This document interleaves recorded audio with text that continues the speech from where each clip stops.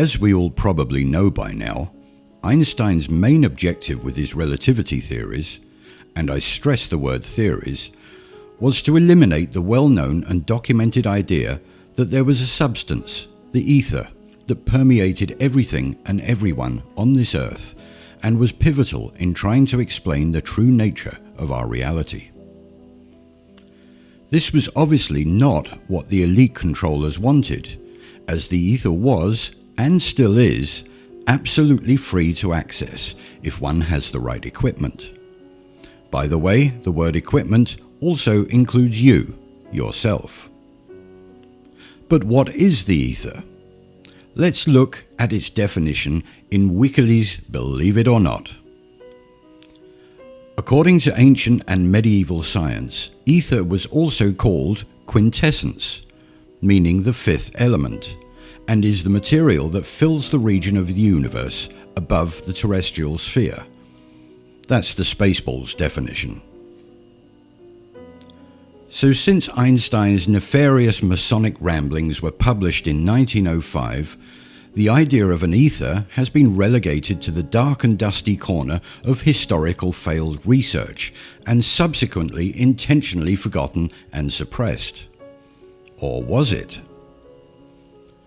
By no coincidence, the plane or planet we live on is named Earth, an anagram for ether.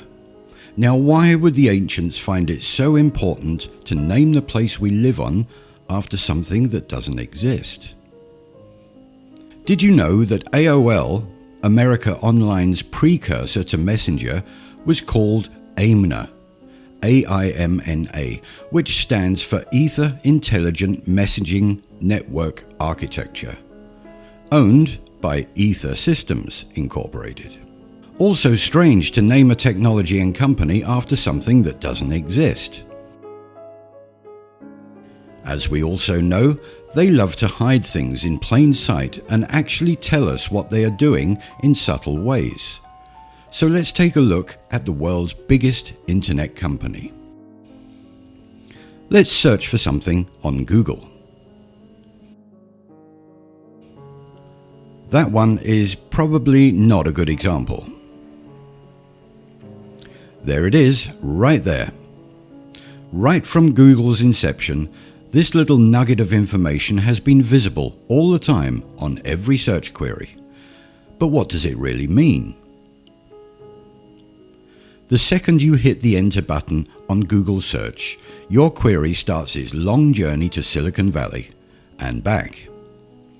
From your computer, it is sent to your router or to the plug in the wall. From there, it passes through numerous ISPs, servers, and national backbone routes, underneath the Atlantic Ocean through cables, through numerous servers again, and ends up at Google servers in Silicon Valley.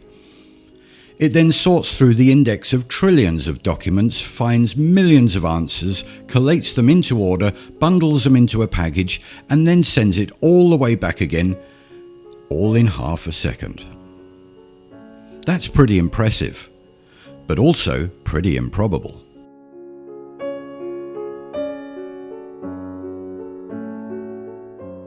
The whole 11,000-mile round trip for my search query would take half a second only if there was a single, uninterrupted cable from my house to Silicon Valley, which there obviously isn't.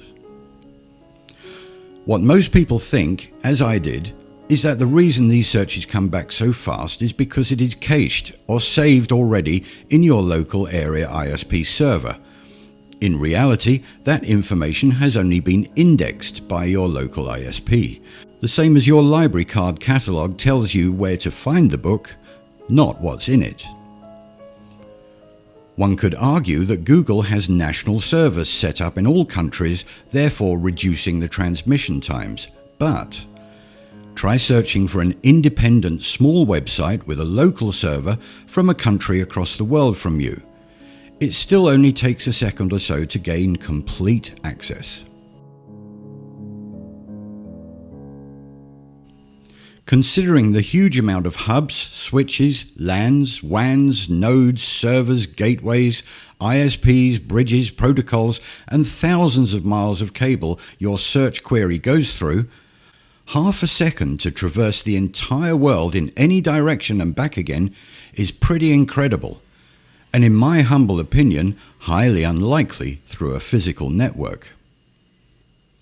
And what about Skype? Talking to someone halfway across the world in real time, through all of those hubs and switches and oceanic cables, with little or no latency? How is this practically possible? Only NASA can magically overcome an 11-second latency when singing along with astronauts on the fake station. The fibre optic cables laid worldwide in the 1980s are allegedly the speed of light, but they need a booster every so often to stop deterioration of the signal, even though NASA's Starlight travels trillions of miles dodging planets, galaxies, asteroid fields and comets, with no light vaccine booster shot required. Another little peculiarity is that the internet as we know it today started off in the 1970s. Back then it was called the Ethernet. Another one of those baffling coincidences. As is usual in our research, going back to the time of free-thinking independent scientists will usually produce the answers that have been hidden by our corrupted scientific institutions, back when free thought was cherished and not censored. We can find a plethora of old books, papers and studies on the luminiferous ether, all describing the elastic properties, the density, the speed, etc. But what about etherons? Huh? My sentiments exactly. To fully understand the Aetheron concept, then this book, which is linked in the description box, must be read and understood. A daunting task, I might add, but it does show us the speed of these little critters. 1.57 times the speed of light, which galaxy brain Einstein said was the fastest thing in the universe. Wrong again, bro.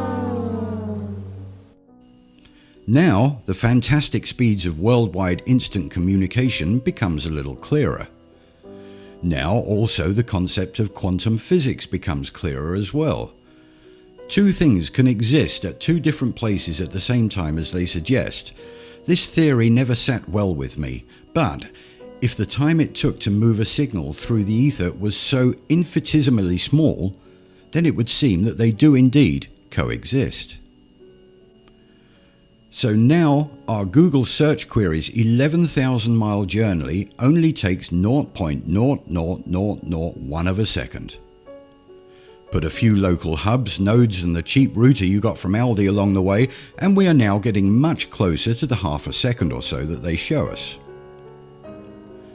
So if we can transmit seamlessly and autonomously through the ether, then why all the networks and cables and stuff? Data harvesting and control. You didn't think they'd let us speak to each other in private, did you? The internet is just the tool that is used to access, utilize and organize the ether. Etheric technology has been with us for decades and has been used by all the tech giants for extreme amounts of monetary gain. Have you ever known who was calling before you picked up the phone? Have you ever had that feeling that somebody close to you is in trouble? And what about the dog who always knows when it's time for walkies? Yes, the dog one has been scientifically studied. Dr. Rupert Sheldrake called this the morphic fields, or the science of morphogenetics, which we propose is nothing more than the luminiferous ether at work.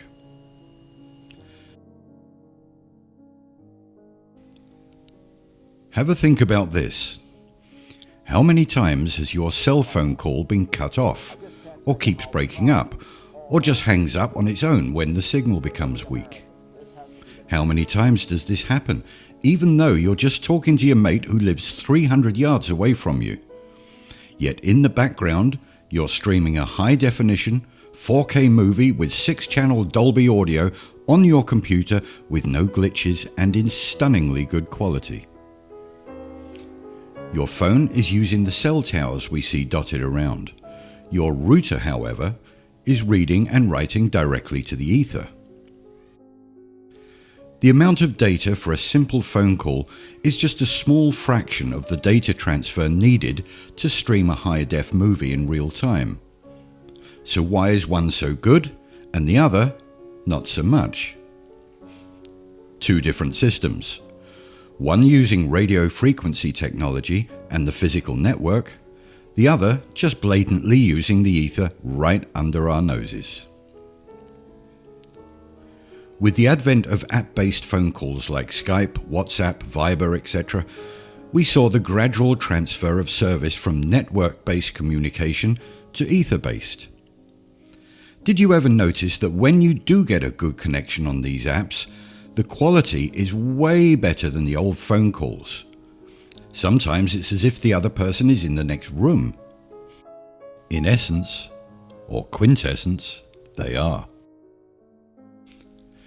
If the tech giants know about this, then who else knows about it, and who else uses it?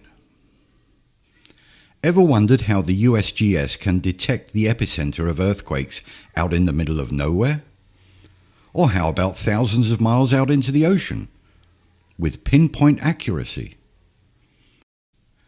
Where is this vast, all-encompassing network of Richter-scale sensors that can pick up small tremors at any point on our vast, flat green Earth and the mighty oceans?